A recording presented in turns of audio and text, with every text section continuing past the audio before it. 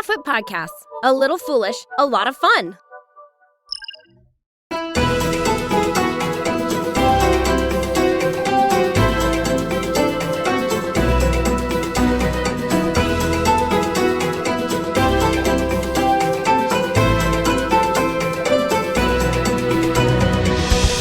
Halfwits and Failed Crits and PenultiMyth TTRPG present a world where monsters roam, secrets lurk, and deities clash. But the paper still needs delivering. This is the Parable Infused Tribune.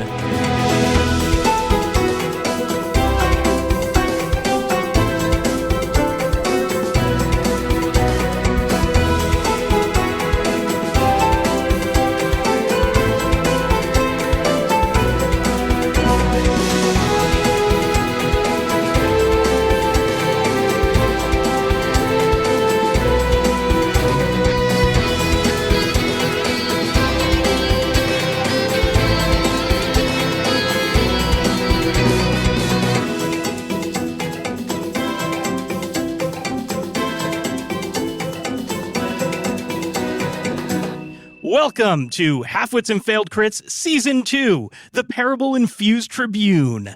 I am your host, your GM, your narrator, Jonathan, and returning as your blundering cast with the cursed dice, we have Kylie. Hey. Luis. That's me. And Laura. Hello, hello. And we are here with our Episode 0, Session 0, to work you into what we're going to do next. Now, one of the things to know is if this is your first time listening to us, you do not have to listen to any of Season 1. These two seasons are completely not related to each other. Totally different stories. So feel free to start here and continue. Go back when you want. It's not required listening. Season 1 is very good, though. It's very Yes. good. You Highly should check it recommend. out. It's award nominated, even. Yes, Oh, we can yeah. actually say that. You're right. Yeah. Cool. First things first, when you're listening to a TTRPG podcast, you normally are expecting to hear a system that you are at least slightly aware of when you play the game. And that is not going to be the case for this season because I was crazy and made our own game. He's insane. Living with him has been interesting. Interesting. Yeah. Poor Kylie has suffered greatly. Yeah. But we will be playing what is currently called, and maybe forever called, but not sure because it's in development, PenultiMyth. Finite rules for infinite stories is the There you go. tagline. I wanted to kind of give everybody like a brief overview of PenultiMyth so that when you go into the regular story, you're not like, what in the world are they talking about? Because I've made stuff that's like really different from what's currently out there. It's heavily inspired by a lot of the games that we've played and like the way that we like to play for an audio audience. So yeah, that's just why it came about and why we chose to do this is we wanted to have something that was more focused for you, the listener, and helped us play a game in a way that was for a listening audience. And Jonathan spent so long on this rule book, so y'all have to like it. You must like it. It's actually plagiarized. I'm sorry. Have to tell you. Yep, he took it straight from something else. Straight I from don't know what, but- ChatGPT. No! How dare you? Nothing in this Womp womp. podcast is generative AI. Yes, we hate it. So I'm just going to go over some key concepts of PenultiMyth so that people are familiar enough to start the show. And we're obviously going to get way more in detail when the show is actually going, and we'll introduce concepts as they come up, etc. I just want to have everybody familiar with the language and the very basic rules that we'll be using. Also, if you want to follow along, anyone who donates to our Ko-Fi, ko-fi.com/halfwitsfailedcrits, if you donate at any level, you're going to have access to our Discord where I'm going to put this rulebook up.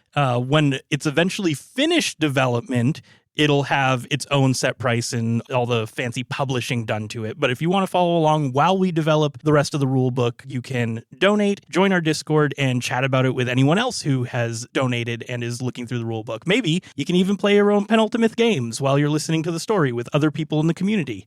So, Tabletop role-playing games are designed to help you tell stories by providing a framework for creating unique characters and ways that they can interact with the world around them. So for PenultiMyth, we're going to go over some of the key concepts and what they mean to you as the listener and to us as the characters. So we have players and characters. Players read rules, build a character, and play the game with the other players and a narrator, which is why I said narrator earlier. That's going to be my title for this season. And a character is a version of the player that lives in and interacts with that story. The narrator acts as all aspects of the story that are not being played by the players or their characters, and non-player characters are things that live in the story and are portrayed by the narrator. This game uses dice, like a lot of other TTRPGs, and the only ones that you need are a 20-sided dice and a 6-sided dice. This was mostly to help Luis, who has constantly through development asked if he needs a D8. I think Why? so. Why do you always want a D8? Like, why is it a D8? There's other options. We never use it. I and know, we but won't. why are you so obsessed with using it? What's wrong with that? I don't want to feel left out. I got this. You gave me this fancy dice box. I want to use all the dice. You weren't responsible with all the dice. No, you weren't. Yeah, no. Anyways, it also makes it so that we have like an alternate rule within the book where you can play with just D6s, which are 6-sided dice, your standard die. If you're not someone who's used to tabletop role-playing games or doesn't have access to, a 20-sided die, you can take things out of your regular Monopolies and those kind of games. Yahtzee usually has a lot of dice. And you can use those optionally. But we like rolling the 20s because in the TTRPG community, and in our name, failed crits. Critting is something that is related to a D20 and hitting the maximum or minimum score. So we wanted that to be more prevalent and get our name cycled back into the games we were playing, because Stars Without Number was very much a 2d6 system, so there wasn't all that much critting going on, and it didn't mesh with our branding. So anyways, in this game, pretty much everything is being guided by a table of values that determine failure, mixed successes, and full successes.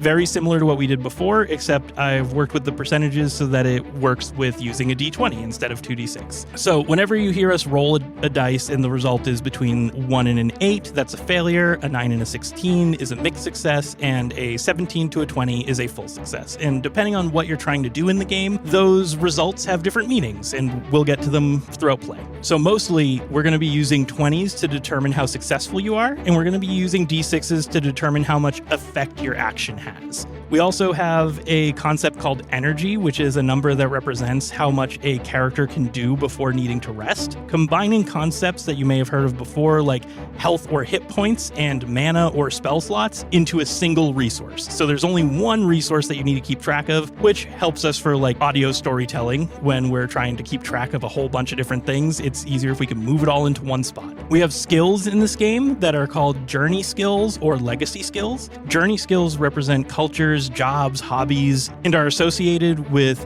biomes in which they are learned. So like as we play the game, we're going to be wandering through different areas, and when you go to use or learn skills in those areas, they're going to be related to the place where you learned them. So it kind of like adds a little bit of play of like, oh, are we going to be jack of all trades and going all sorts of places, or are we going to hunker down in one spot and be really good at things there? And that's kind of what it's meant to feel like. As you play the game, you learn more things from your travels. And then legacy skills represent the character's innate skills that can be used in combat and are associated with a character's legacy type, which we'll talk about a little bit more about later.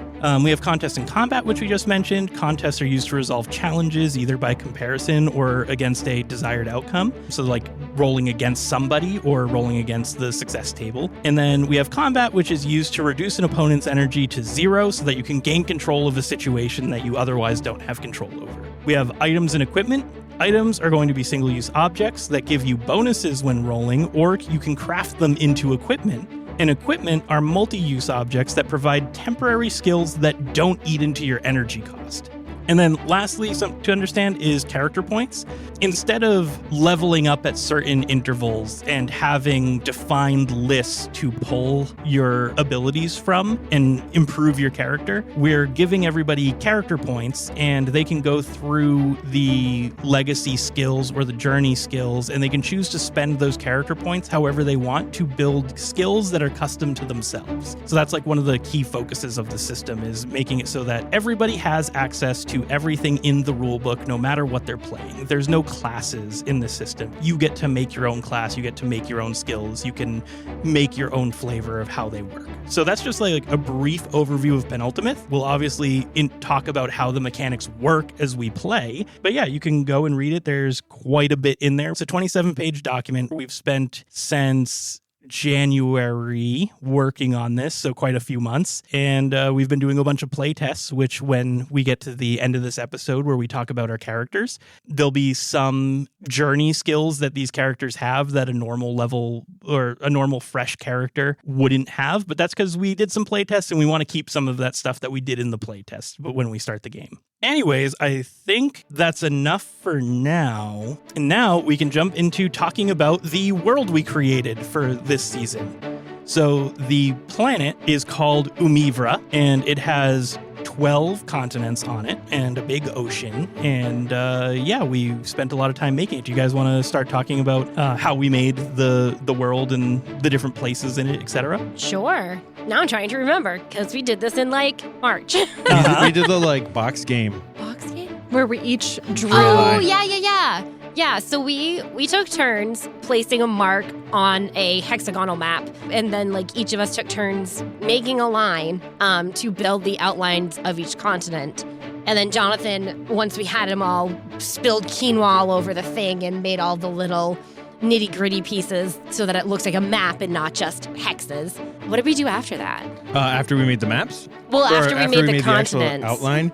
I think that's when we did the biomes. Oh, If I'm yeah. not mistaken. Yeah. Yeah, I ended up throwing a general guide of temperate zones for the planet and then let you guys just go crazy with what biomes wanted to be where. Yes, we did. Yep. Yeah. And there's 4 biomes. No. No. There's 6, sir. There's 6 biomes. Uh-huh. And they are... Aquatic, cavern, desert, forest, plains, and tundra. And we each took turns picking out where in the various continents which places had which type of biome, which was really fun. That this was a really, really fun fun. part of the game. And then we did one level deeper after that, and we figured out, okay, for each continent, what are 1 or 2 major landmarks that we want? Yeah. Yeah, Or just wanna- in the middle of the ocean is the giant whirlpool. Yep. And also in the middle of the desert, there was just another giant sinkhole. Yep, sand sinkhole. And do we have the map in the Discord? It will be by the time this airs. Okay, so the map will be in the Discord so you can see. We should do the biome map. Yeah, and I think what we that'd be did the before was our Ko-Fi had maps in it. They were freely available to look at regardless of if you've donated or not, and we'll probably do the same thing there. Both the Discord and the Ko-Fi will have maps so that you have something to reference when we're talking about where we are in the world during the game, etc. Yeah. Because it might be helpful.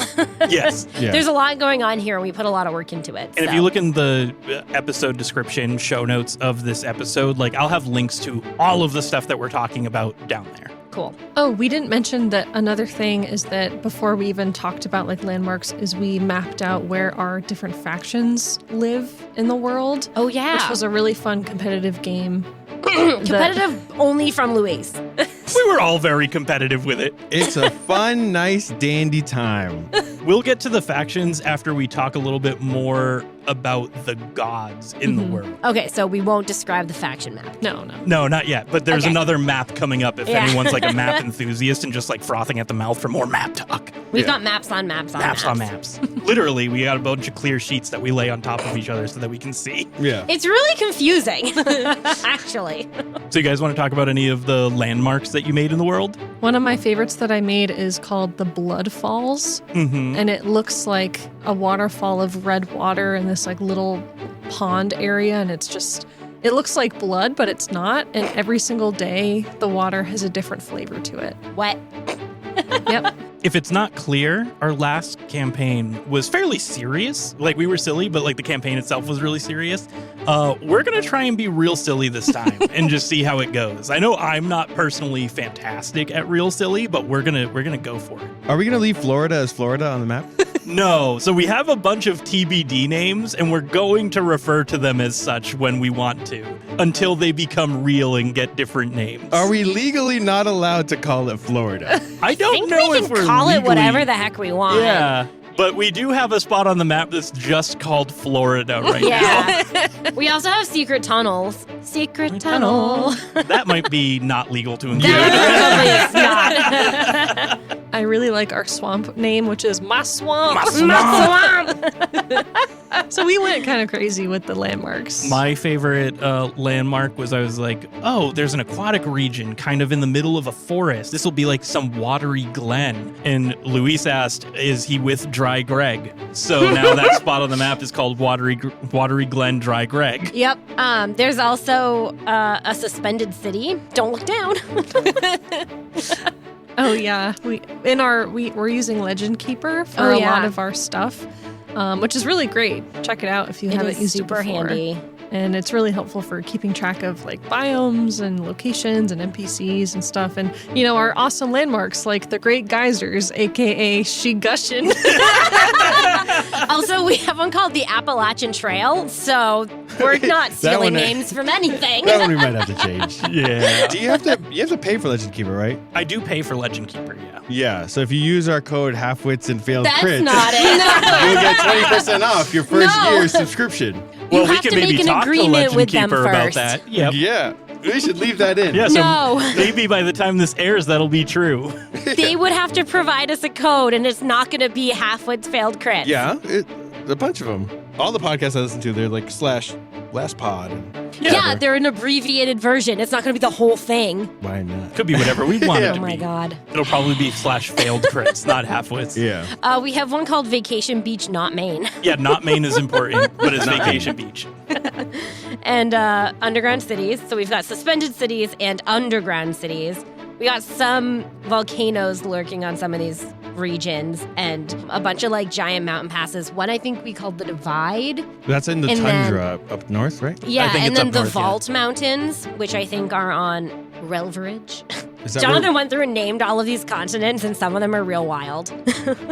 Yeah, like our game is mostly going to take place on a continent called Brayscore. Brayscore. At least Which has vacation land, not Maine. Yes. Does it? We gotta go there. Yeah. So north of Brayscore. We definitely got to go there. I think that's enough of like the general world, and just to like clarify, the feel of the world is hopefully going to be very silly. Like I want it to be very fantastical. I want to be able to tell people like, oh, it's raining mangoes today, and like that's just what's happening, and you guys got to deal with that. Like There's no races either. Thankfully. I don't want to lose again. Oh, not that not kind. running races. Not that kind of race. But like what we're doing like for the world building and everything is that beings are very influenced by who they are, where they grow up, what their legacy is, etc. And that makes it so that everybody is just wildly different from each other. So there's no real continuity on races. I guess another like story Bible thing is we're trying our best to do a world that has never been colonized. Something that doesn't include massive corporations or like, you know, that kind of massive greed. We are keeping Gorp from the previous season. Mm-hmm. Gorp is just going to be our money no matter what game we're playing for our main campaigns. And the way that like Gorps is going to function in this story is basically the whole world is in kind of like a gift economy or like a pay it forward economy where people will just not even bargaining. maybe bargaining, but like not really bartering, because like bartering was only around for a very short period of time in like real life.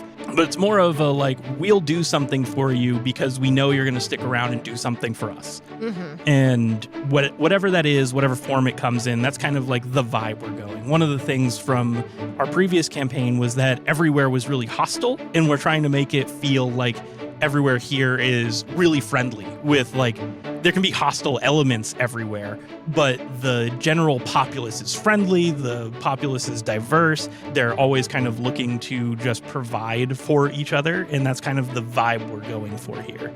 Obviously, there's going to be bad people and antagonists and etc., but we just wanted to make sure it had a distinct feeling from our first campaign. So Gorp, realize I trailed off, Gorp is mainly used by adventurers and people who travel and don't really stay in one place for very long. So like whole communities will have their own Gorp reservoir where if people are passing through and they need something from people who aren't staying very long, like maybe then they'll like pass them a few of this currency, or you'll do something for currency if you're not able to stay around and help out around the community. We want it to be very community-centric in our storytelling.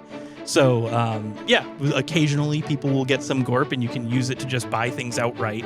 But the main feel here is that if you want something for yourself, you're eventually going to have to give back to that community. And I think that's enough of the feel for the general world. Now, the part that we worked on probably more than anything other than myself with the rulebook is what we're going to talk about next, which is as a fantasy, we wanted it to be filled with pantheons. So we each made a pantheon of 9 gods or deities, I think is what we've been mainly calling them, is deities. And they are very much real, and the world very much knows they're real. They don't really interact with the world all too frequently. They do, but we're going to leave that to something called our faction turn. And if you want to hear the faction turn, our second tier, our $5 a month tier on Ko-Fi, is where we're going to be putting all of the faction turns. And we're switching it up a little bit this time because last time our faction turns were all done by me solo, and I just recorded them every few episodes to give a general update on what was going on in the world around our players. This time, I've created our own faction turn game as part of PenultiMyth, and it's also in that big document, where we are going to, after each game, just play one round of a faction turn, and we're all going to be being our own gods who are vying to get power so that we can expand the areas that we have influence and we can put things into the main campaign to kind of like screw with the world as these powerful gods. I don't want to be the one to start because I'm doing most of the talking. Who would like to start talking about their pantheon first? We'll be right back.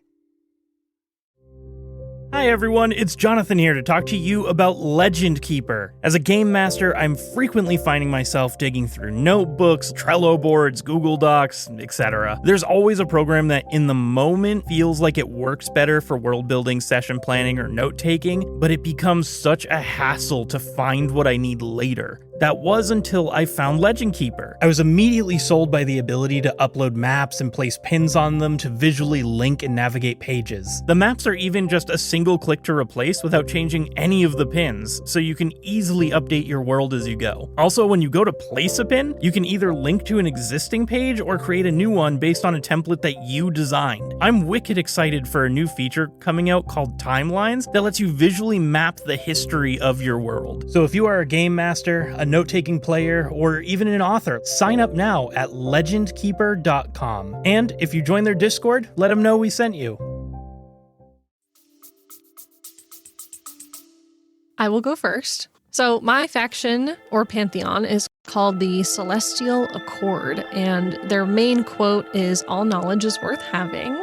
And their mission statement is, "Through service, power, from power, equality."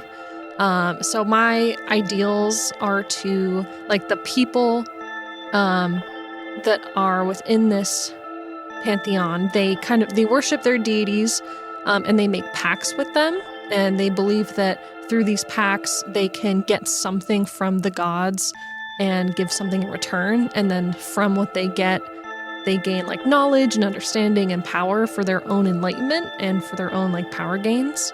It's very like Greek god focused, where like the gods aren't going to respond to every single prayer or pact that they make or try to make. But once in a while, you're going to get something, you're going to get one of their interests.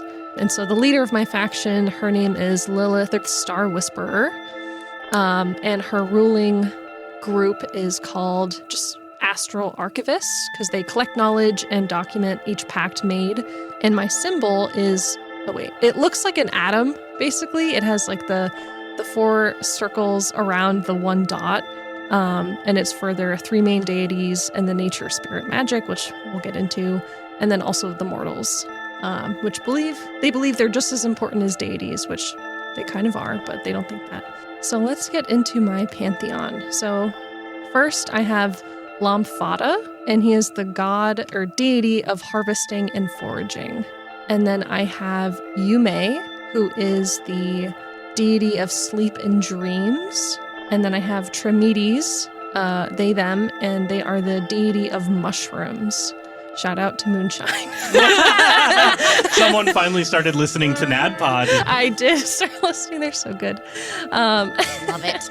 My other deity is Verite, and he is the deity of lies, the breaker of pacts. And then I have Saversat, and they are the deity of music. And then I have Al-Sara, who is my main Pantheon's main deity leader. That's kind of where they all go for their pacts, because she is the deity of promises and truth. So if you make a pact with her, she's definitely going to uphold it. And then I have Baidal, and he is the deity of food and feasts. And then Menental, who is the deity of families, birth, and just sex in general. Menental is probably one of my favorite names of all the deities that we made. Menental is super cool. Thank you. I keep wanting to call him Menthol, so I apologize. I'm sorry. Every so time I'm funny. like, Menthol. Wait, no, that's not right. You'll have to give Menental a smoker voice. That's hilarious. Anyways, continue. Yeah, and we have photos for all of these, or at least in our Legend Keeper, so it's really cool to see kind of what they look like. And then my last god is Meshek, the Golden One, and he is the deity of inventors. One thing to note about us saying that we have photos in the Legend Keeper, we got them all off ArtStation, so if we ever make our Legend Keeper public, we'll have to put credits in there for which ArtStation artist made it. However, if we have any artists in our community that want to make us art of these deities from what we describe, please feel free to do it. We would love to have fan art. And original art for our cool things would be really neat. Yeah.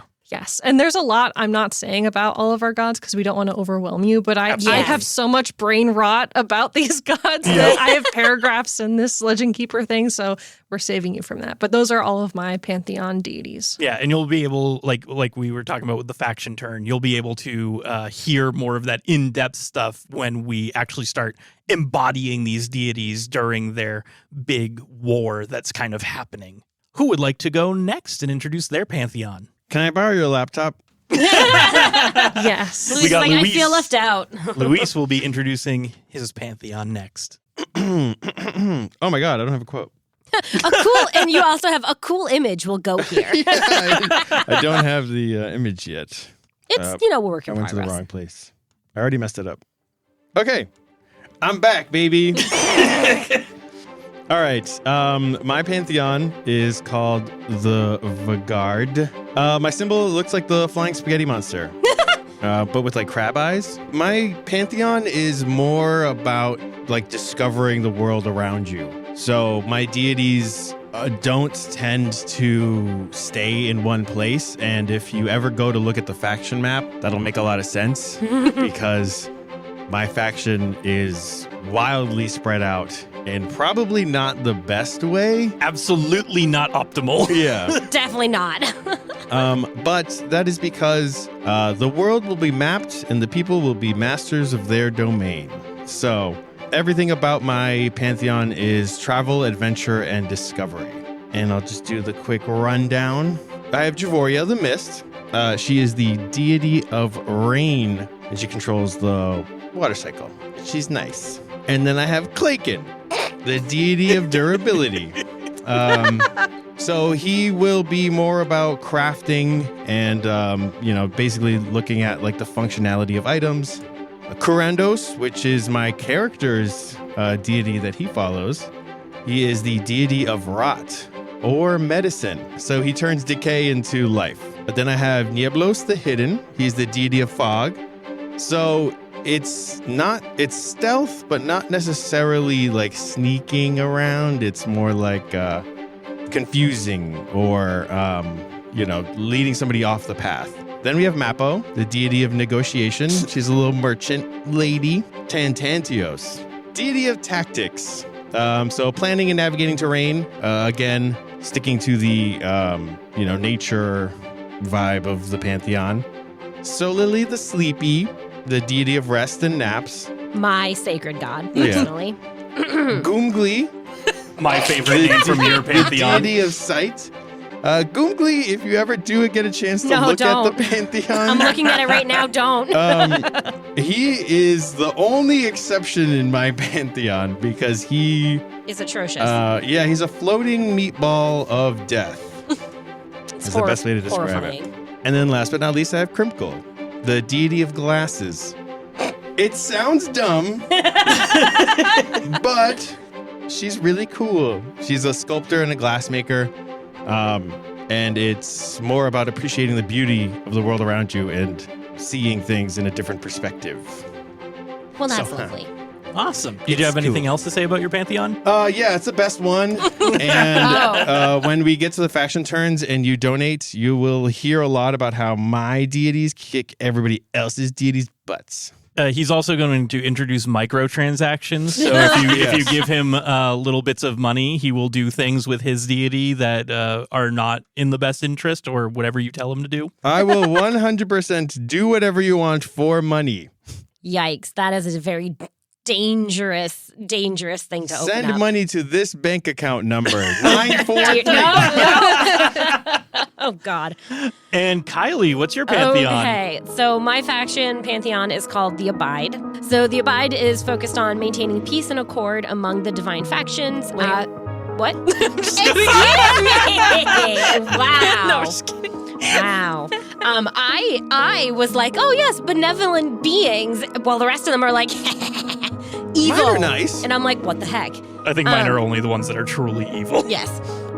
So maintaining peace and accord among the divine factions through the promotion of preparation, passion, and perseverance. And each of the little, like, I'm going to call it a triad, focuses on one of those three aspects.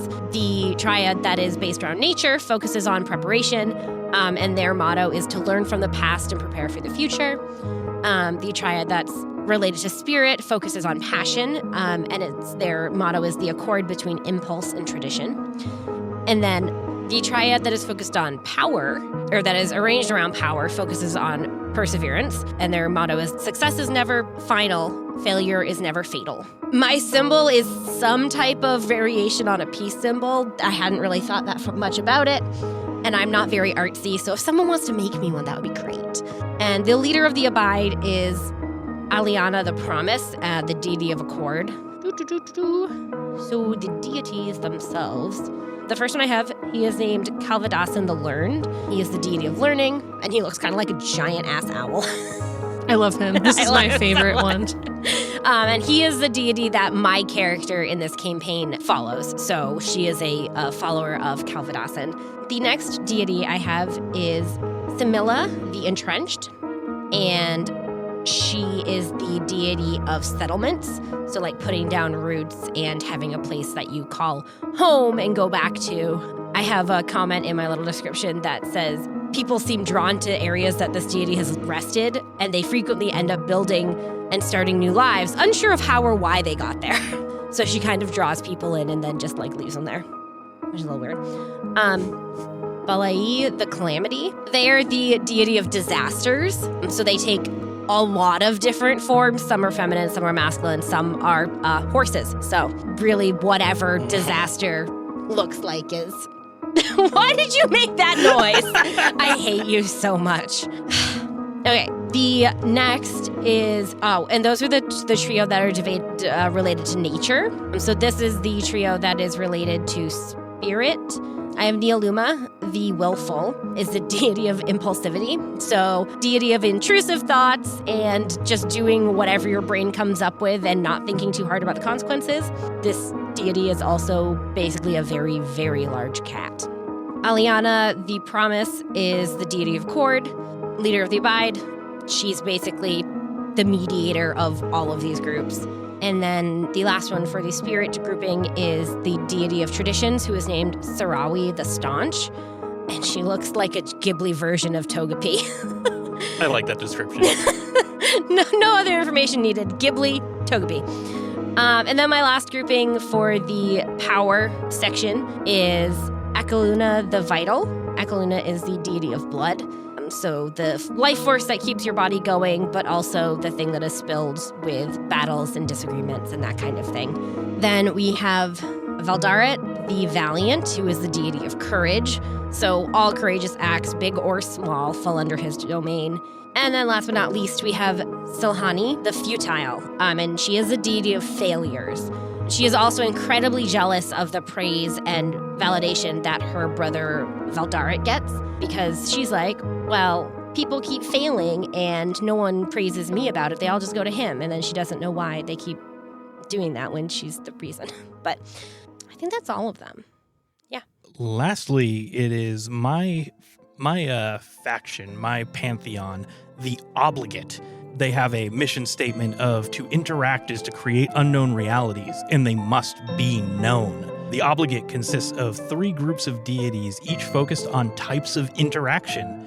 Our nature group focuses on hoarding. All things are made to be remade, preserved, and admired. They are represented by the nature group Virial the Replicant, Zaluk the Sequester, and Irasu the Spoil. And then we have the spirit group, which focuses on parasitism, meeting, integrating, and extracting benefit from societies. They are represented by Hetipra the Enthralling, Tukukara the Refreshing, and Gapanapag the Inspiring. And then the power group focuses on competition, commanding attention, testing extremes, and reaping rewards. They are represented by Yagabashi the Taunt, Fetsang the Rival, and Jaraptum the Bounty. And I have like a quote up here from like a random NPC. Take heed with the deities of the Obligate. Whimsical benevolence and calculated egoism are often confused. So yeah, mine are the scary ones. So for scary. Sure. Yeah. So what we were talking about when we kept mentioning like nature, spirit, and power is actually the legacies of the PenultiMyth game. So what we have here is kind of a Digimon, Pokemon-esque. If you thought you were escaping Digimon influence, you never will with this podcast. No, never. Everything is Digimon to me. Jonathan's entire brain is just Digimon. Hey, Digimon. Digimon monsters. Digimon are the champions. Copyrighted. Yeah. Gotta cut that one out. Yeah, cutting that out. But what we basically did with the legacies for all of our characters, and they're also being these gods are all represented by legacies, is we have nature that shapes spirit, and spirit that shapes power, and power that shapes nature. So there's these 3 groups. There's like basically a Triforce, also copyrighted, Nah. of basically a rock, paper, scissors game where in nature, rock, paper, scissors is not copyrighted. Yes, it is. Rochambeau. And basically, like, growth defeats stasis, stasis defeats decay, decay defeats growth, and that's our nature cycle. And we use words like consume. The nature cycle consumes its opponent. The spirit cycle has chaos and harmony and order, and they all prevent each other. And the power cycle has essence, flesh, artifact, and they operate each other.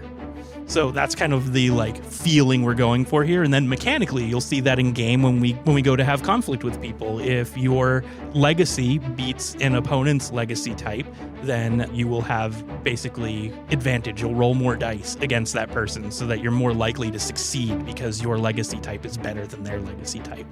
So that's just a little bit more into the rules. So those are our factions. Just a reminder, you can go to ko-fi.com/halfwitsfeldcrits. Links are down below.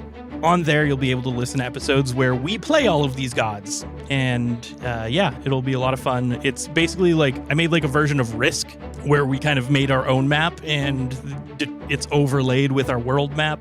And we're going to be trying to take locations from each other. And the whole point of the faction turn is so that we can get these, what did I call them? Influences. We gain influences so that we can spend them on making our deities interfere with the world of the main campaign. And now I think we're at the point that everyone actually wants to hear about. The most exciting part for most people. Let's introduce our characters for this season. We'll start with Kylie, because that's the way we normally go around our circle here. So Kylie, tell us about your character. All right. So my character is named Leona, and something that we didn't mention, but is probably relative to mention now. People in this world do not have secondary names, last names. You're just kind of your first name, and then maybe like if you earn yourself some type of title or something like that, perhaps, or something that you're known as. Yeah, that was part of our like design Bible here. Yeah. Was all first names. Yep, That's so it. Singular names. Yeah, so my character is named Leona. Her biome of origin is forest, so most of the things that she's learned so far mostly come from a forest biome. Her physical appearance, so she's like vaguely humanoid, partially female looking in appearance, but her physical appearance changes based on where we are, so the environment we're in, as well as what types of skills she's learning. So if we're spending time in like a cavernous region, she might start growing some kind of like crystals or like rocky portions on her appendages and that kind of thing. Right now, though, she looks very foresty, very some like flowers and vines and that kind of stuff. She is 25, uses she, her pronouns. I made her bisexual because why choose? Mood. All right. So the things that she values most are knowledge, loyalty, good stories, and emotive performances.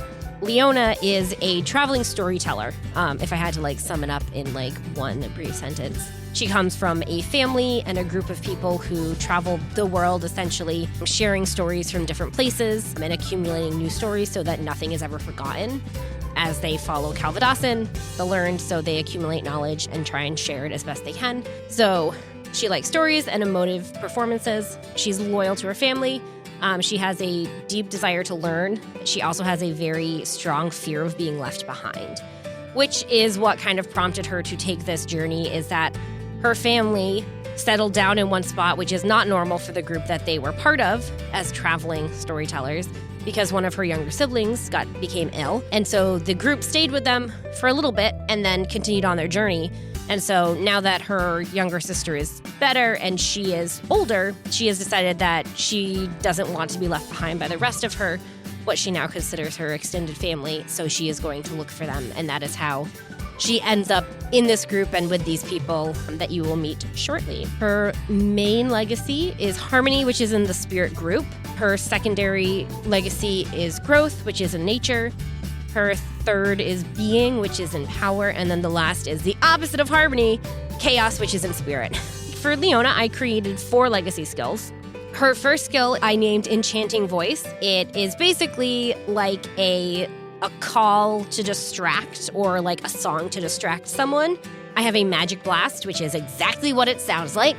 I have a skill called Thorn Shot that does 2 different things. It causes damage, but it also amplifies that damage before it's dealt. And then I have a shield type skill that is called the Swirling Void because it is aligned with my Chaos legacy. So it's like this cool swirling dark void that is like a shield that is put on myself that gives me extra energy. My journey skills that Leona starts with are storytelling, bartering, and crafting. They're all within the forest biome. But we did our pre-game mini play. We got some progressing skills, and I got a couple skills in the aquatic biome and a couple skills in the cavern biome, foraging and storytelling and climbing. Very nice. Did I miss anything? I don't think you missed anything. Cool. So now we have Luis. Who will you be playing this season? I'm playing Reshi. Last season, I was the captain of a ship. And so this season, I wanted to do more of a support role. And so that's what Reshi is. He is a 28-year-old, 5-foot little thing. Short king. He's a spindly little mushroom guy.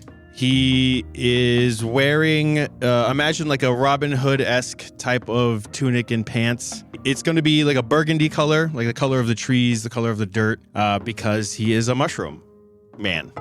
My character is wearing what appears to be a hat. It's going to be a long kind of like a wizard's hat, big droopy point. But it's actually my skull.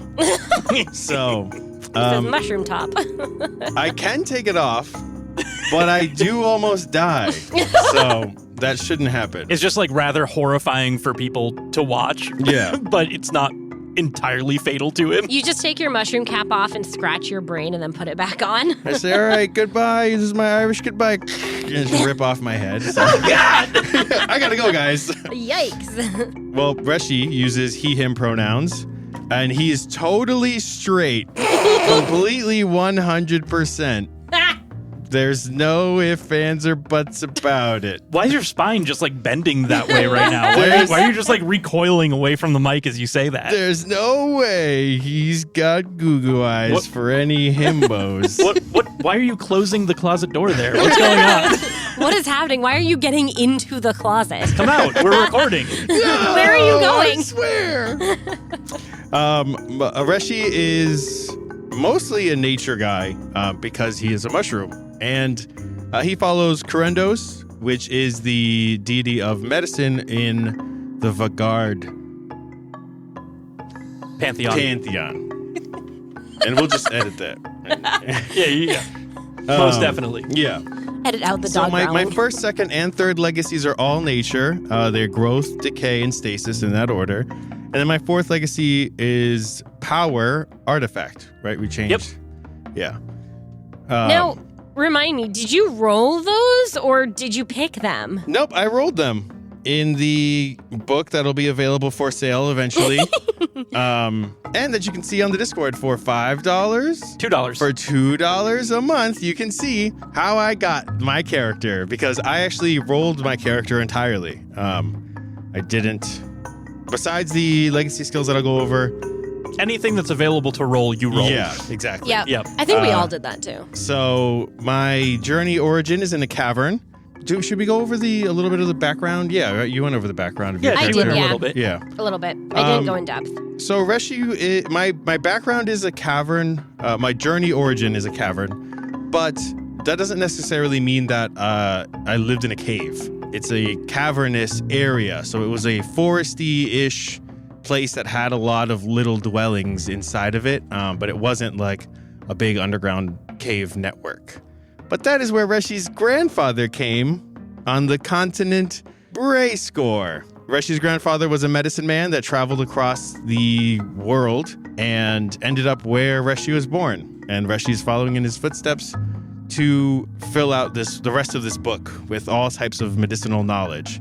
So Reshi is a healer, as I've mentioned before. My legacy skills are emergency rations because he's a cook. He likes to cook. He likes to forage. The type of medicine that Reshi uses is very Traditional naturalist. Yeah, traditional. What is it? What's the other word? Not non-orthodox. Oh well, it's a very traditional. It believes in a lot of herbs and things like that. So, my first skill is emergency rations, which is a healing type of skill. Basically, Reshi is just going to toss over a power bar, and you get healed. I was waiting for you to say good food, and then you just said power bar. And I'm like, okay. Yeah. It's a totally different flavor. Then I have mushroom missile, which sounds like it would be an attack, but it's not. It's a skill that allows me to grind up some poisonous mushrooms, and when I lob it over to an enemy, they will become disoriented. And so when they go to attack, it might not be as successful as they would hope. My last skill that I have, Iron Gut, is a type of shield, but essentially what Reshi does is, again, force feeds one of our allies here with some food, and then it creates a type of thing in their stomach that makes their stomach expand and turn hard as steel. And then they don't take as much damage. The way that you've described it now makes me less okay with the fact that you've used it on my character multiple times. Yeah. I don't You get a big like old your pot description. belly that just becomes super. It's like a reverse turtle shell. Yeah. I have to go. Horrific. I think it's time for me to leave this, I'm being whimsical. Whimsical. Okay. I'm being whimsical. I'm not sure- Forces your jaw open like a dog with something it's not supposed to have, and then baby birds down. I'm not sure body horror is really considered whimsical, but okay. Whimsy. I would say yes, but we were raised. Did you see differently. Goongly? Yeah. I did, unfortunately. And finally, my journey skills. So, as I've mentioned, I am a medicine man. So, cooking, foraging, and medicine, I have all in Cavern. And as Leona put it, we have done a little bit of exploring. And so I have foraging in both aquatic and forest, cooking in forest, and medicine in aquatic. But they are in progress.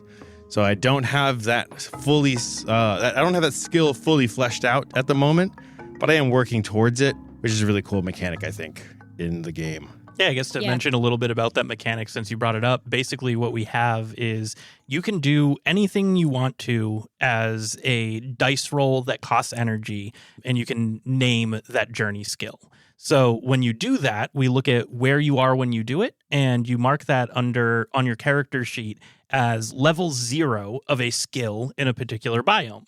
And whenever you earn character points to level up, anything that is in your journey progress are skills that you're allowed to level up to level 1. So basically you have to at least try something in game once before you are allowed to solidify it as like a skill your character has. So as you play, you just build all of these little skills that are in progress, and when you want to get better at them, you can put character points towards it. It's pretty handy, and it makes sense. Yeah, and that's Reshi. Awesome. So last we have the leader of our group, Laura. Woohoo! I'm the leader now. You have to do what I say. I'll do anything you say.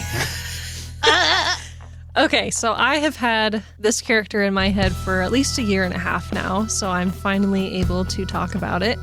All the foam dripping from your mouth right now. Finally. Okay, so my character's name is Manan the Honest. He is 42. He uses he, him pronouns. He is male. Luis is literally fanning himself himself. because Reshi is so hetero. So straight. He is so straight. Manan is demi, so he takes a while to warm up to someone. So like demi ace. And he is basically a cowboy himbo. But he looks like he's 6'2" and he has a dad bod. So, it's great. He has gray speckled and short hair, gray eyes and a very strong nose, salt and pepper beard.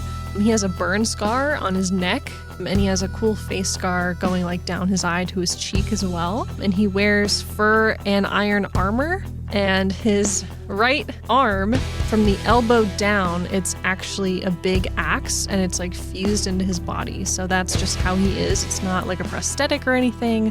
His hand is a literal axe. And then he has a shield for his left hand. A shield in his left hand. His left hand is not a shield. Yeah, he actually has a left hand. So, Yep. you know No what hands. I had never considered before? How was he birthed? Don't worry about it. In a cocoon. Yeah, literally. And he was a farmer for most of his life. And then a horrible accident, aka the gods are fucking around with each other, caused his family farm to burn down. And so his family unfortunately did not make it because he wasn't on the farm that day. So now he just kind of is wandering around Izoa, the continent. He ran into Reshi and Leona, and they've been traveling ever since. And he's kind of like a mercenary type person, but he's a good guy. Like he's not a bad merc. So I feel like we're all neutral good type alignment, even though we don't have alignments in this game, but if that's what you want to think about. You also named him the Honest and like put a stipulation like, oh, he cannot lie. Yeah, Manan that's cannot true, lie. He values duty and honesty because his main deity he worships is Al-Sara, who is the deity of promises and truth.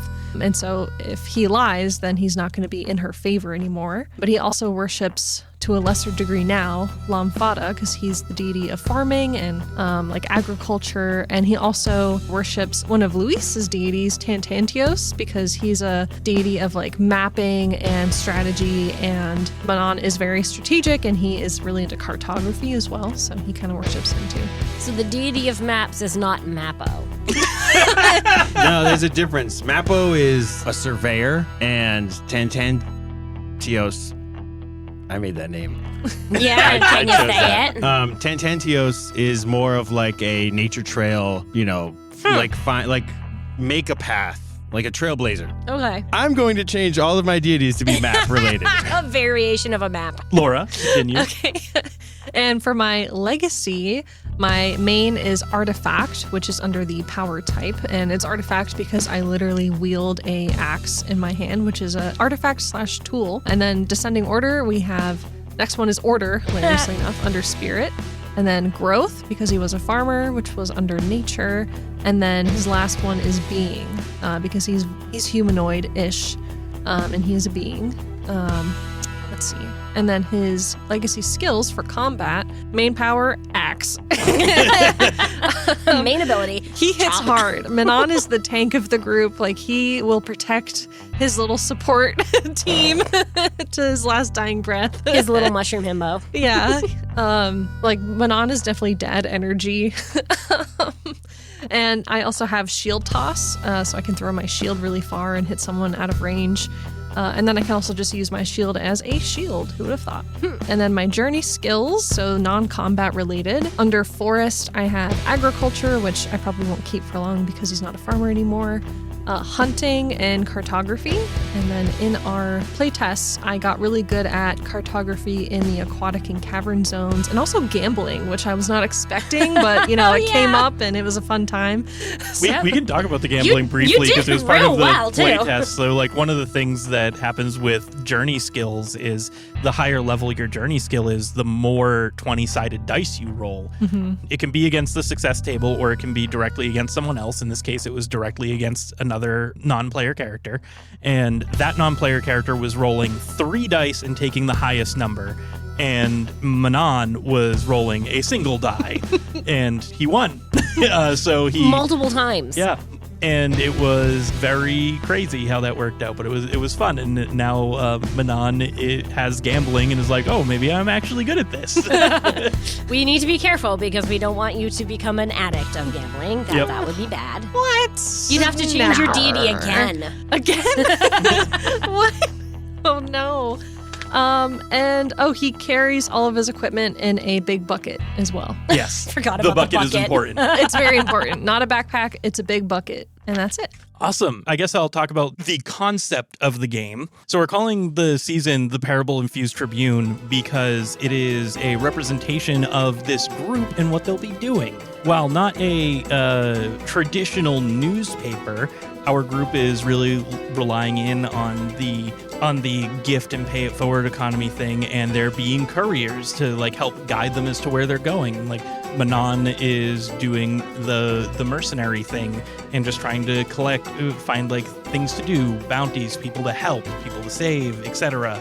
And just recording all of that information and putting it together in this group paper effort that they're calling the Parable Infused Tribune.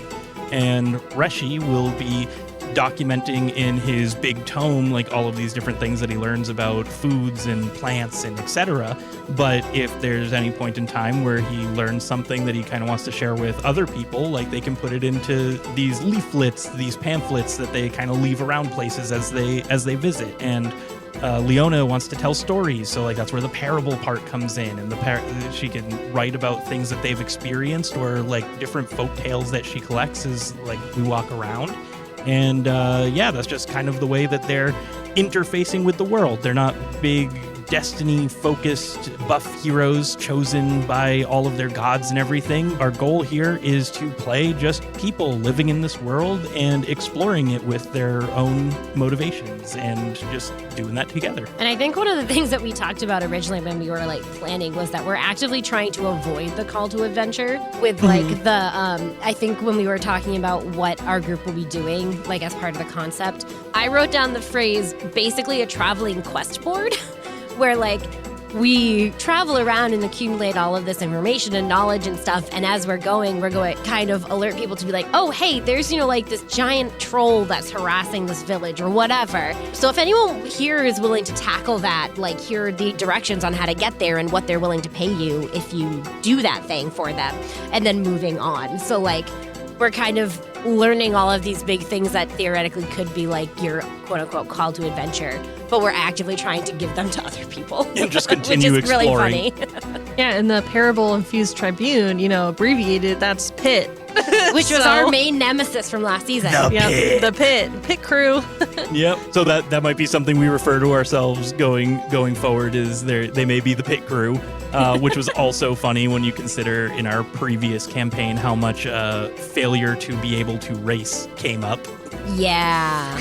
Just for one of us. For one in specific. particular. Yeah. No spoilers, though. No spoilers. Also, the fiasco with the actual pit, where Jonathan had to literally throw out like an entire play session's I'm worth embracing of stuff. it. I'm embracing it. You are the pit now. You cannot escape my We'll pit. never escape the pit.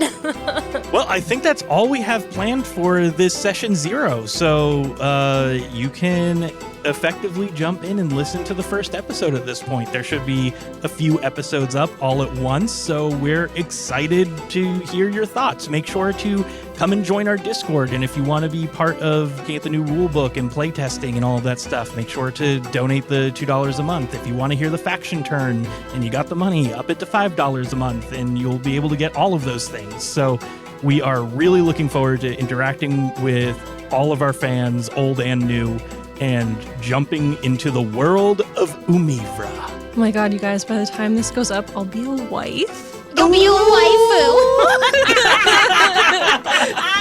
I hate that I said that. I'm sorry. Speaking of no last names, what are you doing with your last name? Oh, yeah. I'm getting rid of it. Yeah. I did that too. I mean, it was only in my family for, a generation, so my grandfather changed his last name, so it's not, there's not that much attachment to it. there's nothing there. Fair enough. The Fair artist enough. formerly known as Laura Rogers. Yeah. Awesome. Well, can't wait to see you guys on our planet. Join the Woohoo! Discord. Join Yeah. the Join Discord. the Yeah, Discord. definitely That's the most join the important Discord. thing. Like, Yeah. the supporting us financially is fantastic, and you should do that. But join the Discord. Come talk with us. Make little drawings of our crazy gods and like all of that fun stuff. I'll Please, learn it. because Luis is still working on learning how to use Discord. Some of us use it more than others. I don't know why I'm clearing my throat, because I don't use it that much either. Jonathan and Laura are definitely like the heavy hitters when it comes to Discord. I just like to scream about the characters, and then hear our Discord friends and fans also scream about their D&D characters, so it's a great time. If you join the Discord now, in the next 2 weeks, when this is released, I'll change my deity that I'm following to the one of lies. And then I'll put every single quest that we put up with just a little bit of a lie in it. And you can decide what it is for $20 a month. Oh my god. What the fuck?